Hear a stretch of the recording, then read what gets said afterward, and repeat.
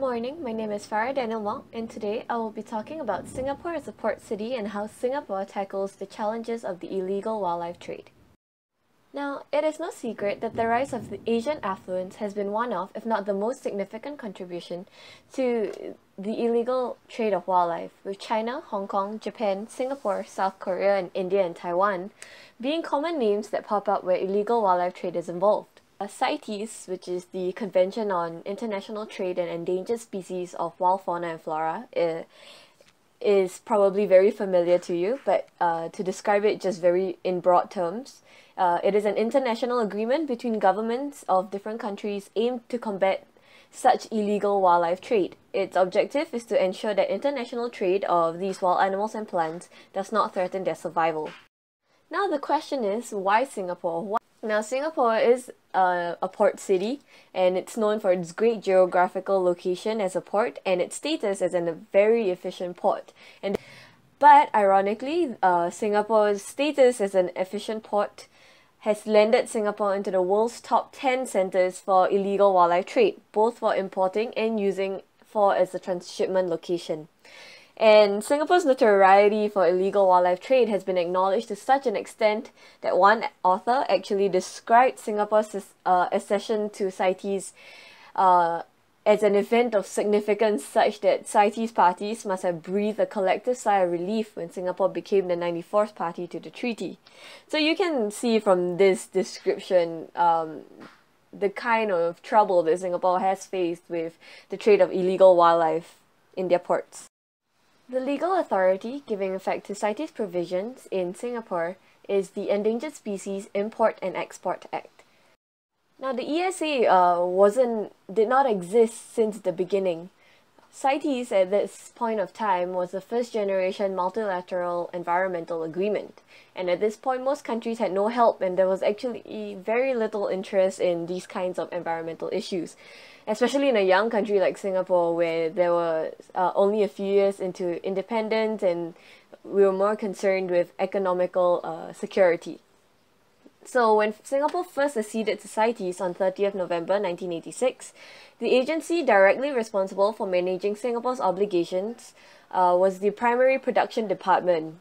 But the Primary Production Department dealt mainly with the needs of farmers and fishermen to improve production by introducing new methods of farming and fishing.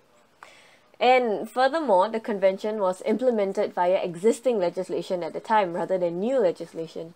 So instead of the ESA, CITES was actually carried out by the Wild Animals and Birds Act, Animals and Birds Act, and the Fisheries Act. But the purposes of these statutes were not to regulate international trade of endangered wildlife, but to deal with disease control, general welfare of animals, and the protection of wildlife in Singapore. So needless to say, they were therefore inadequate and unsuccessful in carrying out trade regulations. The ESA was made as a solution to these problems as a wholesome direct application of CITES in Singapore. Now, the initial ESA had actually fallen short in regulating illegal wildlife trade crime. Now, this was due to a multitude of issues, and one of them being the severity of penalties. Now, under the topic of penalties, I'll be talking about the jail terms, fines, and the relevance of organized crime in determining the severity of penalties in Singapore. The earlier ESA's penalties were extremely limited, capped at a fine of $5,000 for first-time offenders, and they were restricted to a per-species limit with a maximum 1-year jail penalty.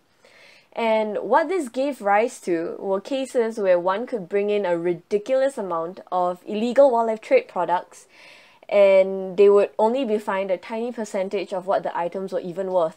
So for example, one man got caught smuggling in 26,000 turtles and was fined a mere $2,000 because of this per species limit rather than a per specimen limit.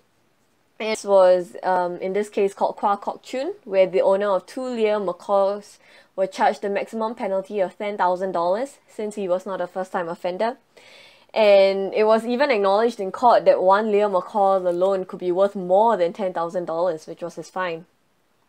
So to better reflect the value of the trade, an amendment was made to increase the maximum penalty for illegal trafficking from $5,000 and or a year's jail to $50,000 and 2 years imprisonment. and the fine was applicable to each CITES protected animal or plant, up to an aggregate maximum of $500,000. However, the wording per species was kept in the amendment, but when questioned about it, the minister actually abated the concern, and he said per species could also mean per animal, which is the per specimen definition. So on the surface, obviously the penalties have greatly improved compared to the older ESA, and overall the amendment was a step in the right direction. So it's nice to see the Singapore government take an active step or an active role in ensuring that the illegal wildlife trade is being restricted.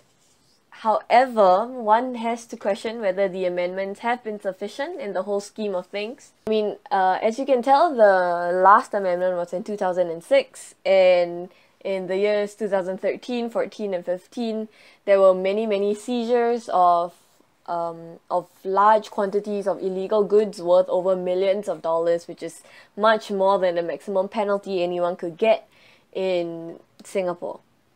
Furthermore, a look at a summary of the jail terms amongst ASEAN countries show that the level of deterrence in Singapore is relatively low compared to that of its neighbours. In addition, there has been a growing understanding amongst conservationists that a large proportion of illegal wildlife trade have connections to organised criminal groups. So, and there have been numerous reports of huge criminal syndicates being involved, with chief kingpins of the trade at the helm of these organizations. So the question then arises, why would large organised criminal organizations take interest in the trade? Now, the answer, I suspect, is a particular phrase which has appeared and reappeared in a multitude of articles, essays, newspapers, and even Interpol's website, which is the phrase low risk, high profit. In most countries, the profit of the transaction far outweighs the penalties when caught. So for an example, for these big criminal organizations, how they deal with it is they inflate the prices like crazy because of how much it's worth. For example, a 20-pound horn is worth about US $350 to a poacher, US $20,000 to a Zambian middleman, and reaches an insane amount of US $272,000 once smuggled into an Asian country. Now that's about US $13,600 per pound of the horn. So it's easy to see why this is so attractive for large criminal organizations to get involved. Now, the next contributing factor to its low risk, high yield nature is the ease of trafficking in the illegal wildlife trade. Unlike trades in other illegal markets, trade in illegal wildlife is a partial prohibition, which means that there are goods that may be considered illegal or legal depending on their country of origin and the method of acquisition and the quantities that are being imported and exported.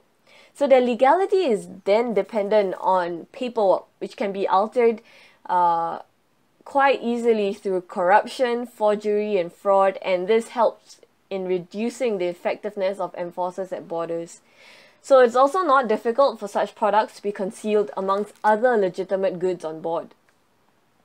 So in addition, with changing times comes changing methods, and the trade has expanded and adapted to the proliferation of the online trade of goods, which also make it easier for people to get involved in the illegal wildlife trade. And environmental activists have actually lobbied eBay to ban the sale of endangered species after 7,000 wildlife products were identified on 183 websites across 11 countries. Finally, the sophistication of the illegal trade by crime organizations have been indicative to many that the trade has exploited established trading networks used to smuggle arms and drugs. In the UK, it was estimated that of those that have been prosecuted for wildlife crimes in a 12-month period, 50% of those had earlier convictions for serious offences, including drugs and firearms. Now I'll be moving on to the scope of the ESA. Basically, this covers the situations in which one would be caught under the ESA. Firstly, the issue on timing. Now, issues of timing generally arise whenever an amendment has been made to statutes. You know, when does this amendment apply? Who does it apply to? Etc. The ESA is no different. And thankfully, the courts in a case called Kwa Kok Chun has addressed this concern. And in this case, basically, someone was found to be in possession of 2 layer macaques. And what the issue came to was whether someone who had imported a scheduled species before the act came into force was liable under section 4.2 and 4.3 of the act. And basically, the defense was arguing that the macaques were old enough to have been imported before the act was in place, and prosecution was arguing that the macaques were too young. How it was settled was the judge just came in and that the fact that the guy had possession of the macaques was already, you know, an offense. It didn't matter when he got it. So that's obviously a stricter reading of the act, which is greatly welcome. Now, in addition to being wide in scope in terms of time, the scope of the ESA is also wide in range of offenders that get caught under the act. Suppliers of fake products or any product that seemingly contains part of CITES species based off their markings will be subjected to the ESA and to the AVA's powers of enforcement without having to prove that this product actually contains any CITES species as well. And this obviously because permitting the sale of fake products will only allow loopholes for real smugglers and will thwart genuine attempts to apprehend real criminals. So there's obviously no benefit to allow fake products either, since we should aim to attack the core of illegal wildlife trade, which is the consumers. So not only will phonies be caught by the act, but abettors as well as any who attempt to commit the crime, and they will face the exact same punishment as actual offenders in line with Singapore's Criminal Procedure Code. And this is of course ideal, although subject to whether the original penalty is adequate to begin with. Now finally, there is much importance in determining whether a shipment is an import or a transshipment. The real relevance of their definitions lie in the power given to AVA depending on the determination of the shipment.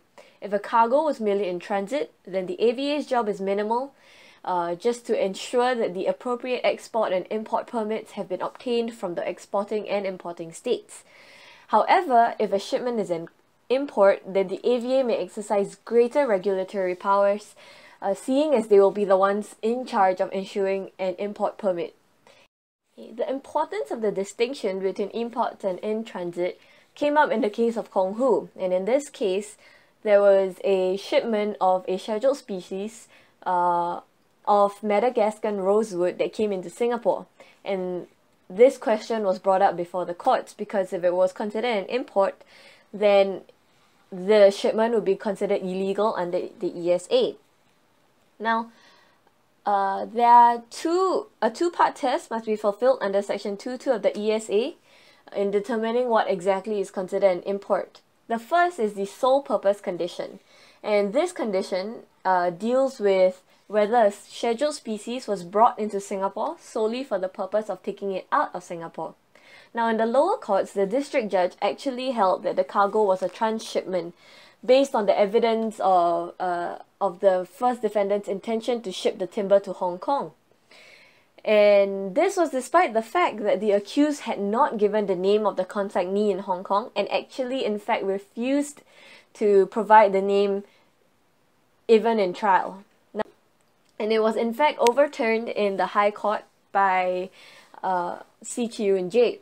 He disagreed with the district judge and he held that a concrete present intention for the shipment to be brought out at the time of entry of the scheduled species into Singapore was required. In the case itself, he found that there was no evidence of such an intention found. He then reiterated the purpose and object of the ESA, which was to prevent middlemen to keep goods in the transit country while looking for buyers outside. However, there were suggestions by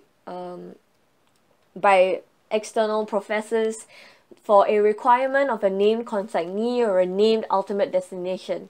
And this was where the High Court judge actually disagreed. He held that adding these additional requirements would be contrary to the words of the ESA, and doing so would amount to a rewriting of the statute. Considering how this case has now been appealed again to the Court of Appeal, we'll just have to see how it goes from there. Now, the second condition actually consists of 3 possible scenarios. However, only the third one is relevant in this case, which was named the control condition. And basically, the control condition summarized would be that the authorized officer knew of the existence of the goods and had the power to determine how the goods should be used. Now, in this case, the judge actually held that to fulfill this condition, the authorized officer must have acted more actively rather than passive, which means if the goods was in a zone in which he had a general control of, that would not fulfill the condition. And this test is basically a factual inquiry, and the judge found no evidence of such conscious oversight in this case. Overall, the steps taken to restrict illegal wildlife trade has been pretty positive, whether it's amending the ESA or interpreting the ESA in court. However, there is still room for improvement, even though all the steps have been taken positively.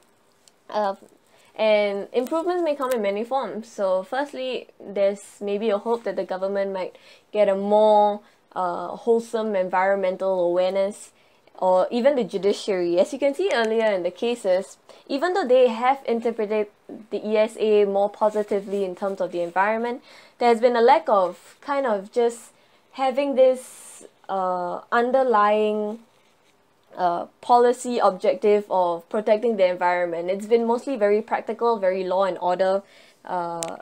Even when discussing CITES objectives, the judges have mostly discussed it in a form of Singapore must follow their obligations to CITES, and not so much Singapore should help in protecting the environment. Now, as I mentioned earlier, there is the fact that the illegal wildlife trade may be part of, or may be heavily involved with, organized crime. And considering how Singapore is very harsh on these types of organized crime, and these types of situations, maybe if there was a rebranding of the illegal wildlife trade and more knowledge about it being affiliated with organized crime, then it might help with the to show the seriousness of the illegal wildlife trade, and perhaps maybe kind of project to the government or to the judiciary that this should be taken more seriously and more than it is now. But overall, the steps so far, I think, in Singapore has been in a positive direction, and hopefully it will continue to do so in the future. Thank you.